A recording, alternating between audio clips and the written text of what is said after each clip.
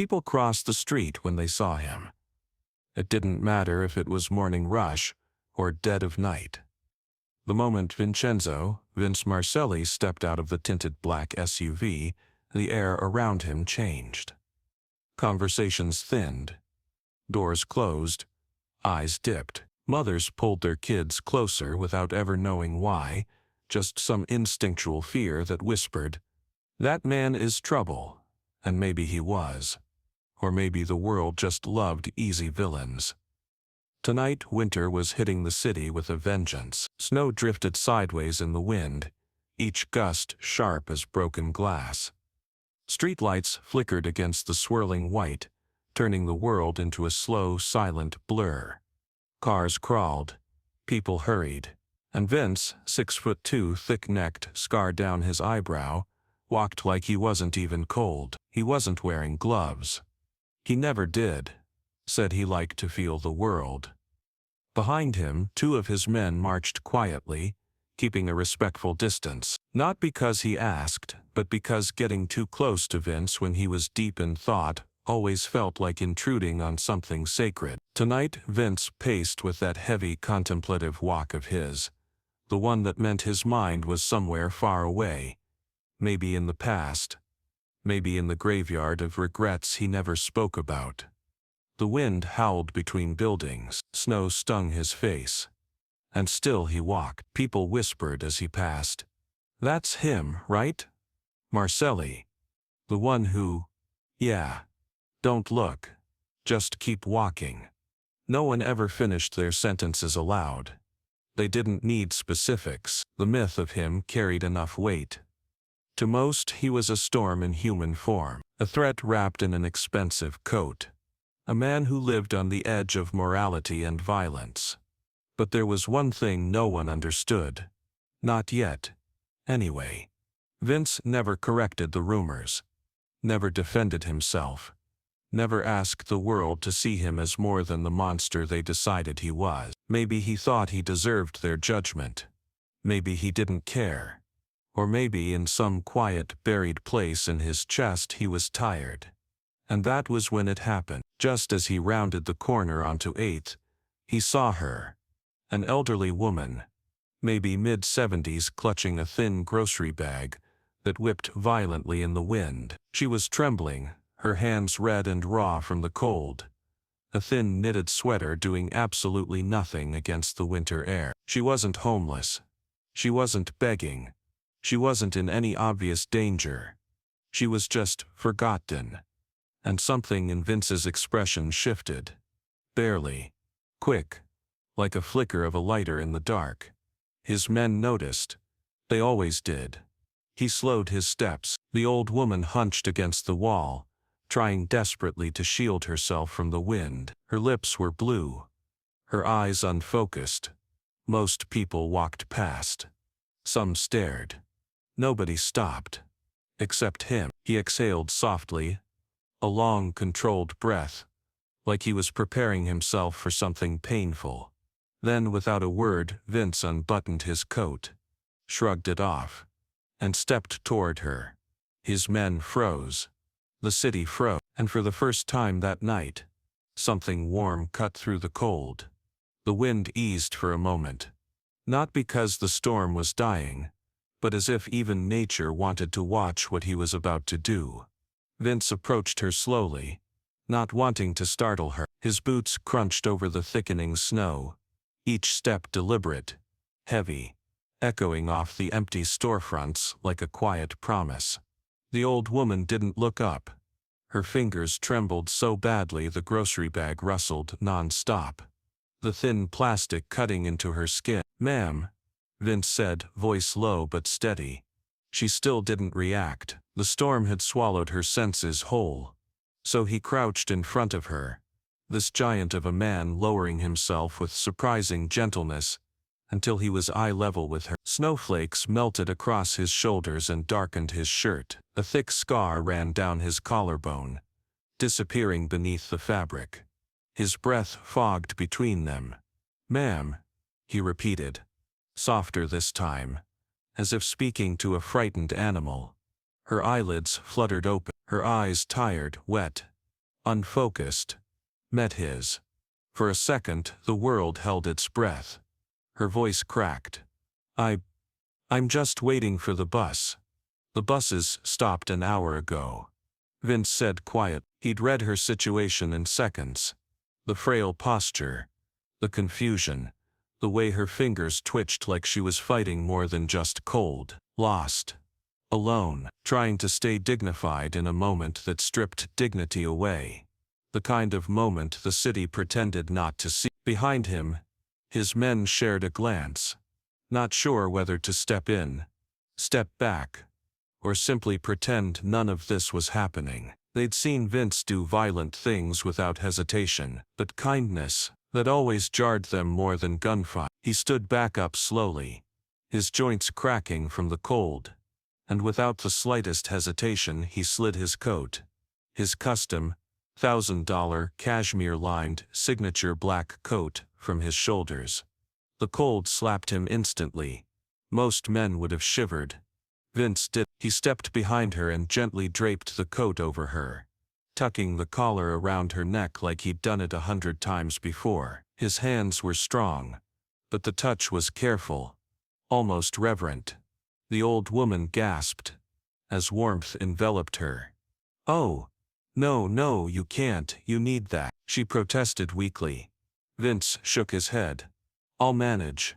He stepped back, now fully exposed to the storm, shirt thin clinging to his muscles from melted snow, breath thick in the freezing air. His tattoos, normally hidden beneath layers of fabric and reputation, were now fully visible, the kind of ink that told decades of stories he never shared. But in this moment none of that mattered, because the woman reached out a trembling hand and touched the sleeve of the coat like it was something sacred. "You're freezing," she whispered. "My mistake," Vince replied quietly. "Was thinking I was the only one." His voice cracked just slightly, barely noticeable, but enough for his men to exchange a look. They'd followed him for years. They'd seen him angry, ruthless, unshakable. But this tone, soft, raw, human. Something in Vince's face softened as he watched her relax, her shoulders unclenching beneath the warmth. "You shouldn't be out here alone," he said. "Not in this weather." She held onto the coat tight. "I didn't want to bother anyone." Vince's jaw clenched, not in anger at her, but at the world that made people like her think they were an inconvenience. "You're not bothering me," he said. And it wasn't a line. It wasn't pity. It wasn't charity. It was truth, heavy, sincere, simple. For a long moment they just stood there. A feared mafia boss shirtless in a freezing blizzard, and a fragile elderly woman wrapped in his warmth. A scene so impossible the city didn't know how to process it. Cars slowed. Pedestrians glanced. One man across the street paused, phone halfway raised, until Vince looked up, meeting his gaze with a calm, icy stare that said, "Don't you dare cheapen this moment into content." The phone lowered immediately. Vince turned back to the woman. "Where's home?" She hesitated. "Not far. But the walk." Vince nodded once. "Then I'll take you." She blinked. I don't want to trouble." But Vince had already offered his arm. Not demanded. Not ordered. Not insisted. Just offered. The gentlest gesture a man like him ever showed. She took it. Timid at first, then with a growing trust. His grip was steady, warm despite the cold anchoring her against the wind. His men rushed to open the SUV door, but Vince shook his head. "We walk." They stared at him. Walk. In this weather. Shirtless. But no one questioned him, not when his face was set like that. A hard, quiet determination that came from somewhere deep inside. Somewhere old. Snow crushed under their steps as they began down the street. Arm in arm.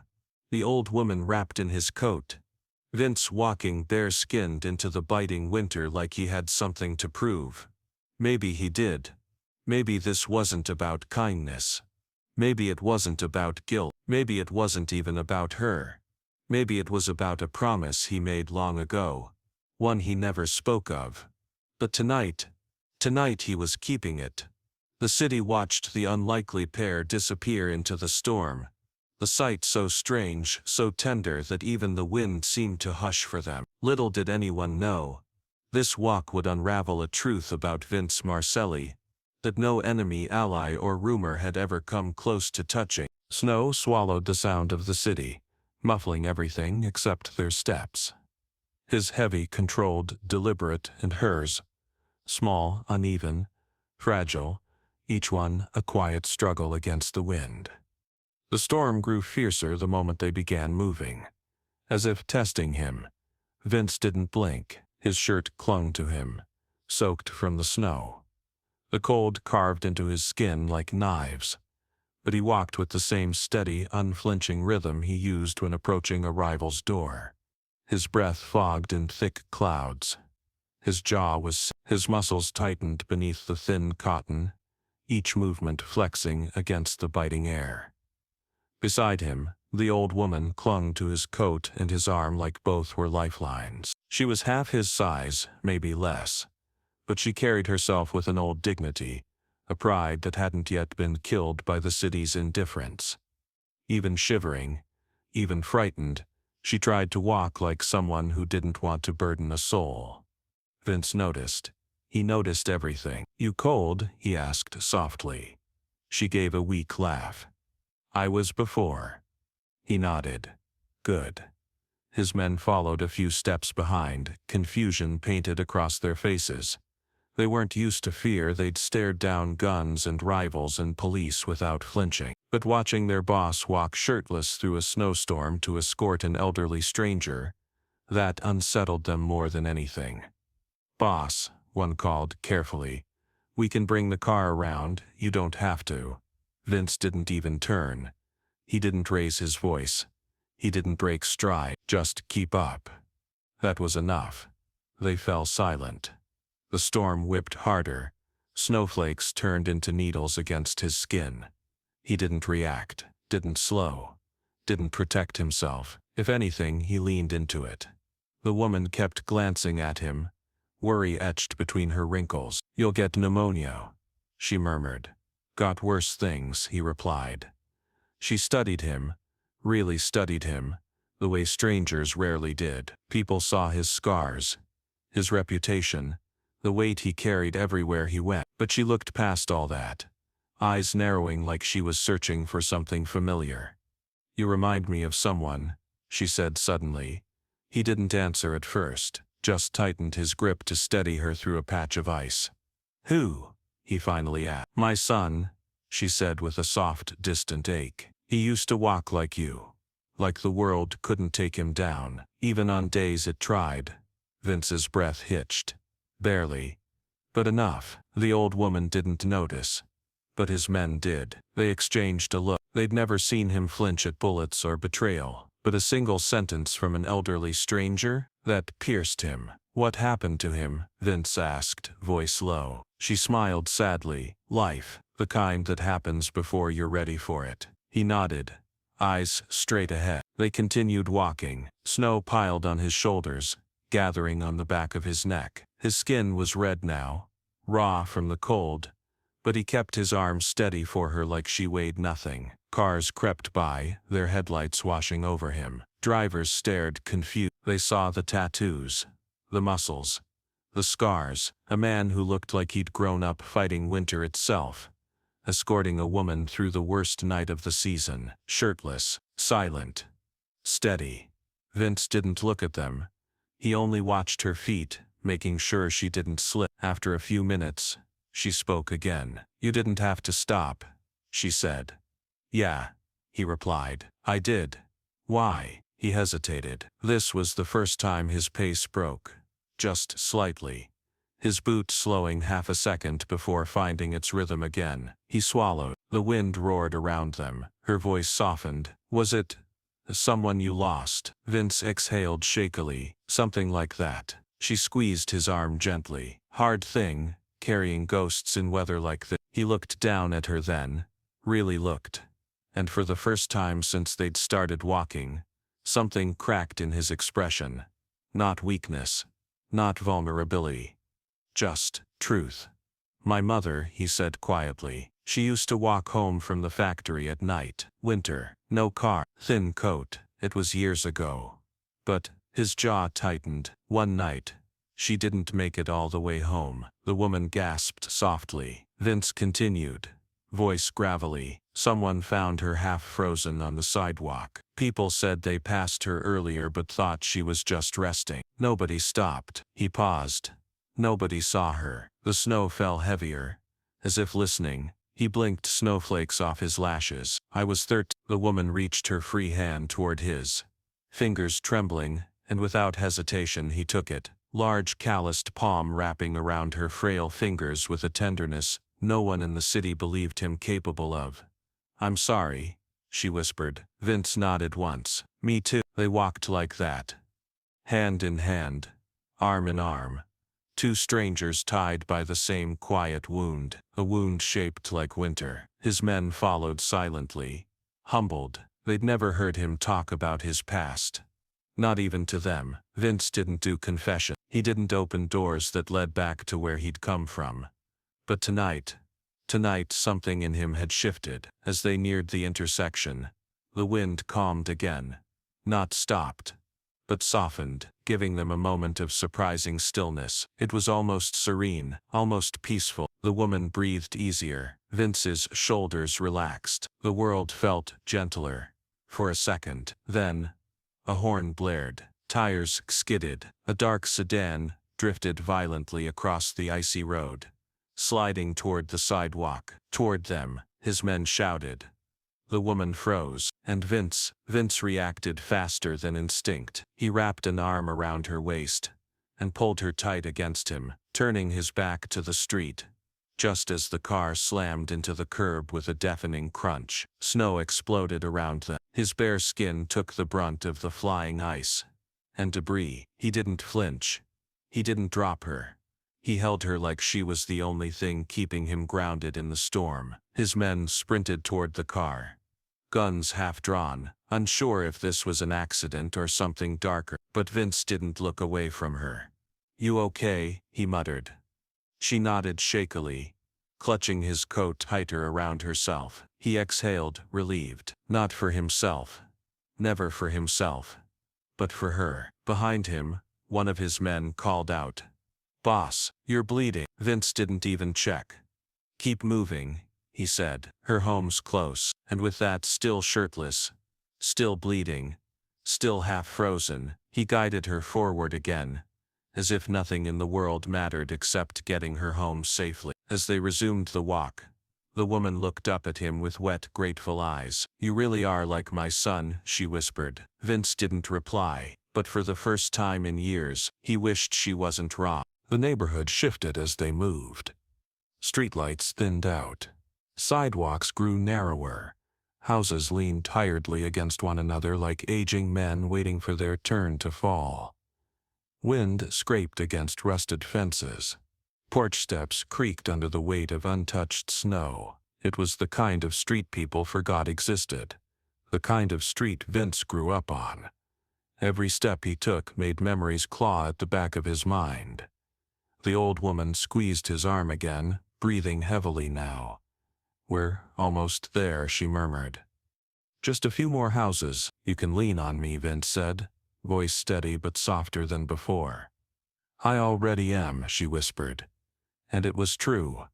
Her entire weight rested against his side now, her legs trembling, breath coming in thin, fragile puffs. Vince adjusted his grip, letting her cling tighter. His bare skin was nearly numb, red from the cold, flecked with dried blood from the flying ice earlier. But he didn't notice, or didn't care. His men followed silently, watching with something close to awe. Their boss looked like a soldier marching through a snow-blasted battlefield with a queen in his arms, unstoppable, unbreakable, purposeful. But inside, Vince wasn't steady at all. He kept seeing whispers of his mother in this woman's trembling hands. Her fragile steps, her soft, apologetic tone, her stubborn refusal to ask for help, even as her body gave out. He clenched his jaw. The past had teeth, And tonight it was biting hard. Right there, the woman said at last, pointing with a shaking finger. A small, aging house sat at the end of the street, porch light flickering weakly, snow piled against the door. One shutter hung by a single hinge, rocking in the wind like a broken limb. Vince stared at it, and felt his chest tighten. Not because it was in bad shape, but because it looked familiar. Painfully familiar. The peeling paint, the sagging roof, the crooked mailbox. It reminded him of the house he grew up in, the one he avoided driving past even now, decades later. He swallowed hard and forced the memory back down where it belonged. "Let's get you inside," he said. He guided her to the steps, steadying her as she climbed each one with small, weary breaths. His hand lingered near her back, ready to catch her if her knees buckled. She fumbled for her keys. Her fingers were shaking too violently to grip anything. "Here," Vince murmured. He took the keys gently from her, as if handling something precious, and tried one after another until he found the right one. The lock clicked. The door groaned open. A wave of warm, stale air seeped out. The scent of old furniture, dust, and something else. Something faintly sweet, like a memory long forgotten. Vince helped her inside, ducking slightly under the low doorway. His men stayed on the porch. The house too small for all of them. Inside, the lights flickered on with a weak buzz. The living room was modest. Tiny couch, faded armchair, a crocheted blanket draped over the back. Family photos lined the walls. Some old, yellowing. Others slightly newer but still grainy. A lamp with a cracked base sat beside a bookshelf missing half its books. And on a wooden end table near the window was a picture frame. A man in his early 20s smiled back from behind the glass. Dark hair, kind eyes, strong jawline. The old woman followed Vince's gaze. "That's my son," she said softly. Vince nodded, throat tightening. "Yeah. You mentioned him. He passed away years ago," she whispered, voice cracking. "Car accident. Late night. Ice on the road." Her breath hitched. "I never even got to say goodbye." Vince froze. His blood ran colder than the winter outside, but not from the storm. He took a step closer to the picture. The young man looked familiar. Not perfectly, not undeniably, but enough to punch Vince right in the chest. Something about the shape of his eyes, the line of his jaw, the curve of his half-smile. Old grief crawled up his spine. He used to give his coat to anyone who needed it, she said. He hated seeing people cold. Said it reminded him of something he never talked about. Vince's breath, his hand trembled. The first sign of weakness he'd shown all night. "I'm sorry for your loss," he managed. "Grief never leaves," she murmured. "It just changes its shape."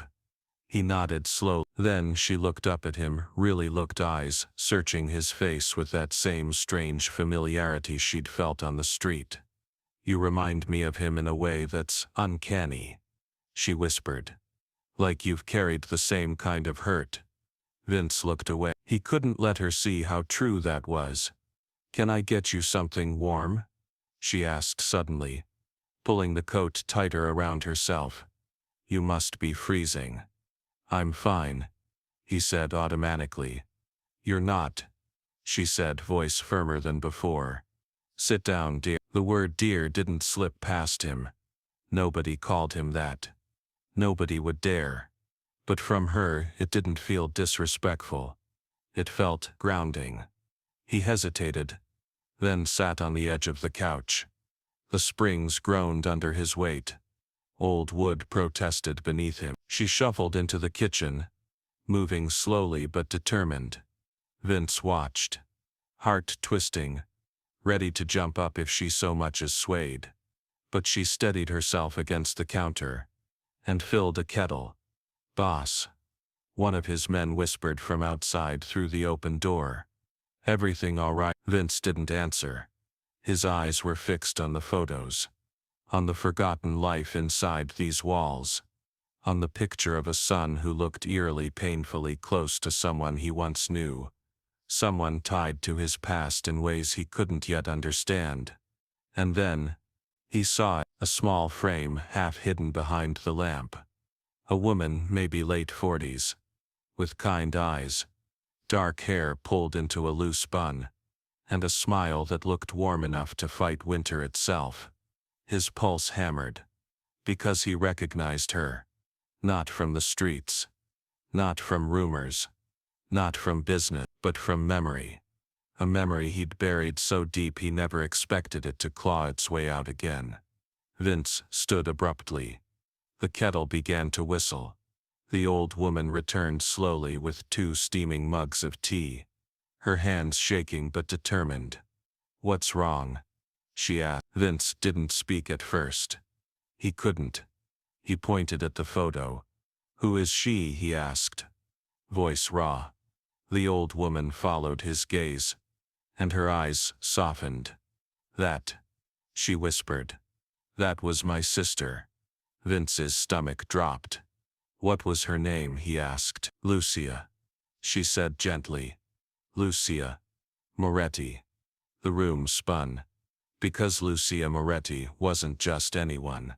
She was a name Vince hadn't heard in decades. She was a part of his childhood he never dared revisit. She was the reason his mother walked home that night, the reason she never made it, the reason he became the man he was. And this woman, this fragile, trembling, elderly woman, wasn't just a stranger he saved in a storm. She was connected to the single greatest wound of his life. And she didn't know it. Not yet. But because winter wasn't done with him. Not even close. Vince stood frozen in the middle of the living room, shirtless, dripping melted snow onto the faded carpet. But it wasn't the cold that stiffened him. It was the name. Lucia Moretti. A name that turned every breath heavier. A name that slammed open a door in his memory he'd nailed shut years ago. The elderly woman set the tea down on a crocheted coaster, the steam curling upward like a fragile ghost. "Are you all right, dear?" she asked. But Vince didn't answer. He couldn't, because as he stared at the photograph of Lucia Moretti, memories hit him like the winter wind. His mother laughing with her, leaning on her shoulder after long shifts. Summer nights when the 2 families shared meals in cramped kitchens. Warmth. Laughter. A sense of belonging he never felt again after what happened. He inhaled sharply. The old woman stepped closer, her frail hand lifting as if to touch his arm, but she hesitated, sensing something heavy coiled in him. "You knew her?" she asked quietly.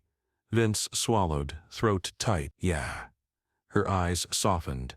She was my little sister. She always had a way of making everyone feel seen. Do you know what I mean?"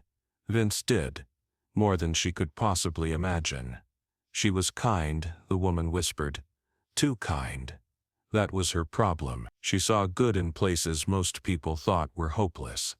Vince shut his eyes, because she was talking about him, about the boy he once was. The boy Lucia used to talk to on the apartment steps.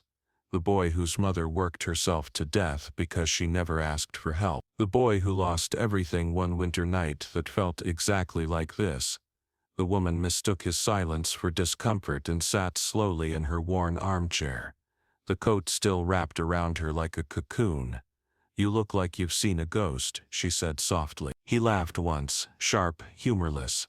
That was exactly how it felt. "Sit, dear," she urged gently. "The cold has you shaking." But Vince wasn't shaking from cold. He sat anyway, not really choosing to, just collapsing into the nearest seat because his legs felt too heavy to hold him. The couch groaned beneath his weight again. The kettle clicked off behind them. Snow rattled softly against the window. For a moment the house was painfully quiet. Then Vince finally spoke. "I knew Lucia when I was a kid. She used to look after me sometimes, bring leftover food, Help my mom when things got rough. He swallowed, his voice growing rougher by the second. My mom worked with her at the factory. The woman nodded. Yes. Yes, she did. Your mother was, she paused, searching. What was her name? Vince hesitated. Decades of silence pressed against his chest. Maria, he said at last. The old woman gasped. A small, sharp breath. She pressed a trembling hand to her mouth. Maria Marcelli, she whispered. Vince nodded once. A tear rolled down her cheek before she could stop it. Oh dear God, she murmured. Your mother, she was the one. Vince looked away. Yeah. I'm so sorry, she said, voice cracking. My sister talked about her all the time. They were closer than most people knew. He exhaled. They kept each other alive. The woman nodded, slowly, painfully. Lucia was devastated when Maria passed. Her voice broke. She blamed herself, she whispered. Vince, his head snapped up. What? She blamed herself, the woman repeated. Tears welling. She was the one who asked your mother to take that shift. She was sick that day. Fever. Maria insisted she'd handle it. Vince, his hands curled into fists on his knees. His mother working late that night wasn't fate, wasn't chance, wasn't a schedule change. It was an act of loyalty, a sacrifice for a friend. He breathed out shakily. She never told me, he whispered. Of course not, the woman said gently. Your mother adored you. She didn't want you growing up with anger in your heart, but he did grow up with anger. More anger than any boy should ever carry. And now, hearing this, he felt something inside him twist, then crack, then break in a way he didn't expect. Your sister was a good person, he said quietly. She was, the woman nodded. And so was your mother. Vince, his throat tightened. He looked at his hands, scarred, calloused, hardened by the life he fell into after losing the only person who ever made him feel safe. She deserved better, he murmured. We all do, the woman said. But life rarely gives it. What matters is what we do with the pieces. Her words landed with more weight than she knew, because Vince had spent years using his pain like a weapon. Years becoming the kind of man people crossed the street to avoid. Years burying the boy Lucia used to smile at. And here he was, sitting in the house of the woman who loved his mother's friend more than anyone else in the world. On a random winter night, still shirtless, still bleeding, still trying to save someone else's warmth because he couldn't save her. The woman leaned forward, studying him again, her gaze sharper now, deeper, clearer, as if seeing through everything he carried. You remind me of them both, she whispered. Maria's quiet strength and Lucia's stubborn heart. Vince looked away, jaw trembling just slightly. I don't know about all that, he said. I do, she said. Firm, certain. You walked through a blizzard without a coat, she whispered, voice thick with emotion. People don't do that. Not anymore. He didn't answer. She placed a wrinkled hand over his, and for the second time that night, he didn't pull away. You didn't just save me, she said. You brought them back into this room. Vince swallowed hard. His men quietly stepped away from the door, giving him privacy, something they'd never dared before. And the woman, still gripping his hand, said, You're not a bad man, dear. You're a hurting one. He looked at her then, really looked, at the grief etched into her wrinkles, at the kindness still alive in her eyes, at the decades of pain she carried alone. And something inside him, something locked away since childhood, shifted. Winter softened. The room warmed, and Vince Marcelli, the man everyone judged on sight, whispered, I wish they were still here. The woman squeezed his hand tighter. A tear slid down her cheek. So do I, she whispered. They sat like that. Hurt mirrored in hurt, warmth pressed against cold. Two strangers bound by the ghosts of people they both loved, until the storm outside felt like nothing more than distant noise. And for the first time in his life, Vince realized he wasn't walking alone in the cold anymore. The living room felt warmer now. Not because of the old radiator humming against the far wall, but because of the strange, fragile calm settling over them. The storm still clawed at the windows, but its fury felt distant. Small, insignificant. Inside the house, time slowed. The elderly woman kept holding Vince's hand, her fingers frail but steady, her eyes soft but sharp, the kind of eyes that had seen too much and survived all of it. Vince sat hunched forward on the couch, elbows on his knees, head bowed. His hair dripped melting snow onto the floor. His skin was flushed from cold and emotion. His breath shook every few seconds despite how hard he tried to hide it. He wasn't a man who crumbled. He was a man people crumbled around. But tonight, in this tiny, forgotten house, nothing about him felt invincible. The woman wiped her tears with the sleeve of his coat. "You look so much like Maria did when she broke," she whispered, almost to herself. Vince lifted his head slightly. "When she what?" "Your mother," she said softly. "After she lost your father." Vince blinked. That was a name he rarely allowed himself to think about, even less than his mother's. "She never talked about him," Vince murmured. "She did," the woman said gently. "Just not to you." Vince's grip tightened. He wasn't sure why the idea stung. Maybe because he always thought he knew everything there was to know about his mother, and yet, apparently he hadn't known the half of it. "What did she say?" he asked, voice rough. The woman let out a shaky breath and settled deeper into her armchair. "He was a good man," she said. "Hard-working, loyal, but life keeps its sharp edges for the gentle ones. And he wasn't built for this city." Vince nodded slowly, jaw clenched. "And when he passed," she continued, "Maria shattered, completely. She held herself together for you, but at night, she'd come to Lucia's door, unable to breathe for how hard she was trying not to cry." Vince closed his eyes. The image hit him harder than any punch he'd ever taken. His mother, strong, unbreakable, laughing even when she should have been resting, sitting at someone's door crying where her son couldn't see. He swallowed hard.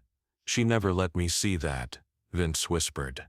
"Because she wanted you to grow up unafraid," the woman said. "She didn't want you carrying her pain."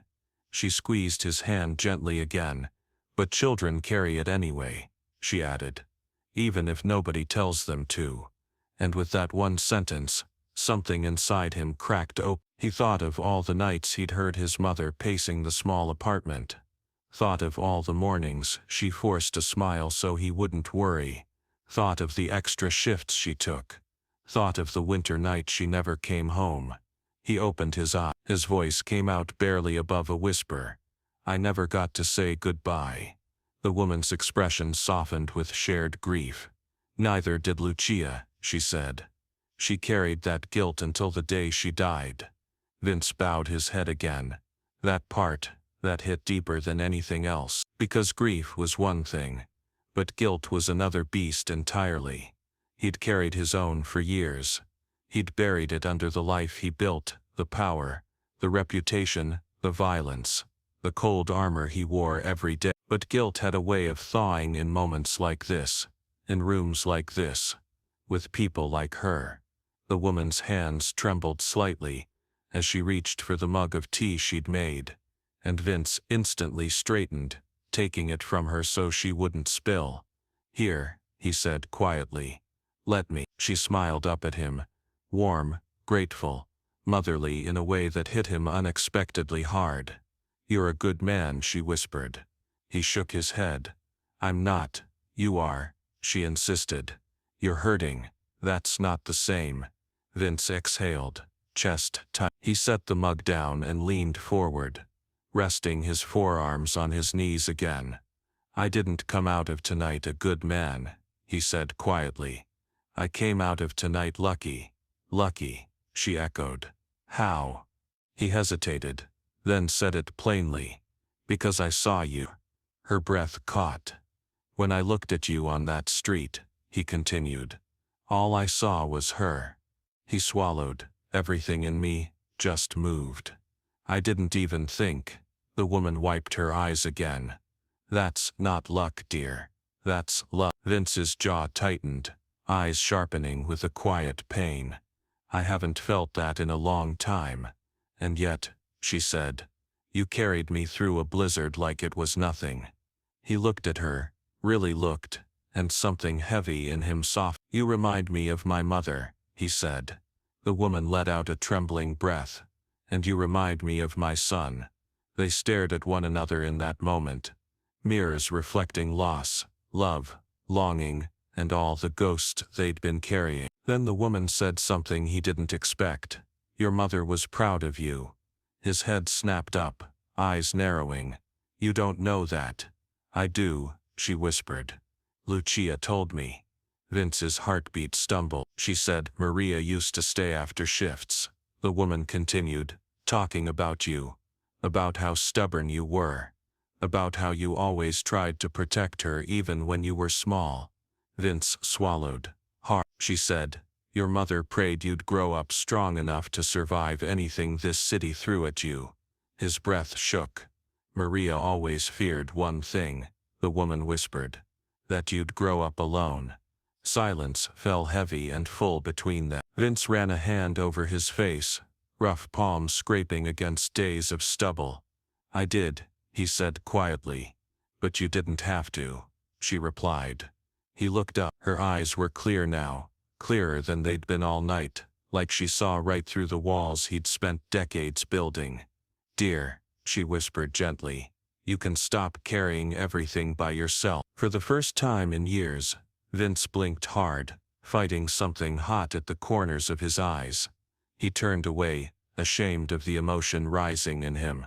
But the woman leaned forward, painfully slow, and touched his arm again. He didn't flinch this time. He didn't tense. He let her. You came into my life tonight for a reason, she said. And I came into yours for one too. He looked at her, breathing unevenly. What reason? He asked, voice barely steady. To remind you, she said softly, that winter takes many things, but it doesn't have to take your heart. Vince stared at her for a long moment. And then, overwhelmed, exhausted, stripped of defenses, he whispered, I don't know how to start over. She smiled, a small, warm, trembling smile. You already did, she said. When you took off your coat. Her words hit him like a door thrown open to a world he didn't believe existed anymore. Outside, the storm raged on. Inside, the air eased warmer, softer, gentler, and Vince Marcelli feared, hardened, judged, let out a long, quiet exhale. For the first time in a lifetime, it didn't hurt. It healed. The storm outside began its slow retreat, but inside the house, time moved differently. Not with hours or minutes, but with breaths, memories, and the kind of silence that makes people feel less alone. Vince sat there for a long moment, letting the woman's words settle in him like drifting snow finally touching ground. He didn't speak, he barely moved. But inside his chest, something that had been frozen solid for years quietly cracked open. The woman watched him with that same soft, knowing gaze. A mother's gaze. A gaze he hadn't seen since he was 13. You should put something warm on, she whispered. I don't want you freezing because of me. He shook his head slightly. I'm fine. You're not, she said gently. But that's all right. It's been a long time since you've been allowed not to be fine. The words struck him deeper than he expected. He lowered his eyes, breath unsteady. She continued, voice low and tender. You don't have to be strong every second of your life, dear. Vince looked up. It's all I know.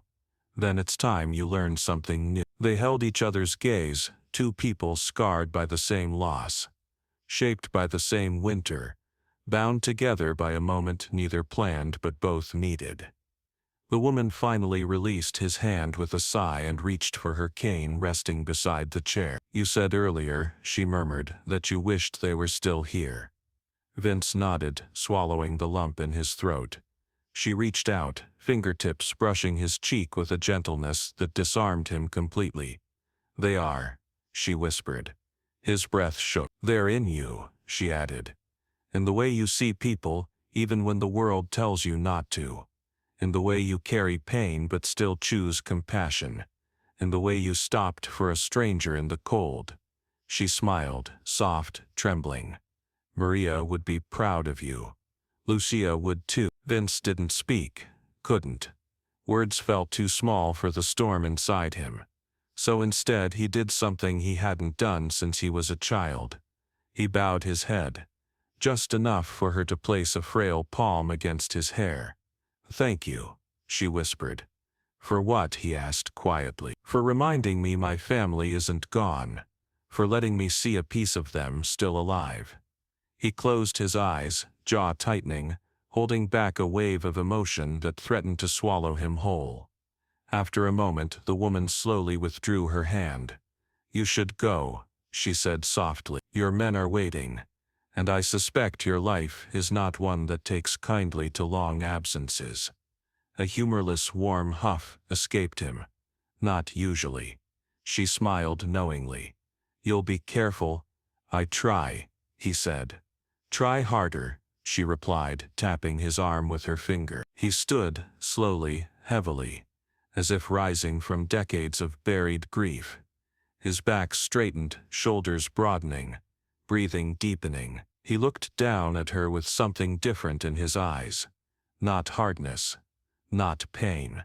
Something like release. Before he left, he took off the coat she was wearing. His coat only to drape it around her shoulders more securely, adjusting the collar like a son would for his mother before she stepped outside. "Keep it," he murmured. "I can't take your coat," she protested weakly. He shook his head.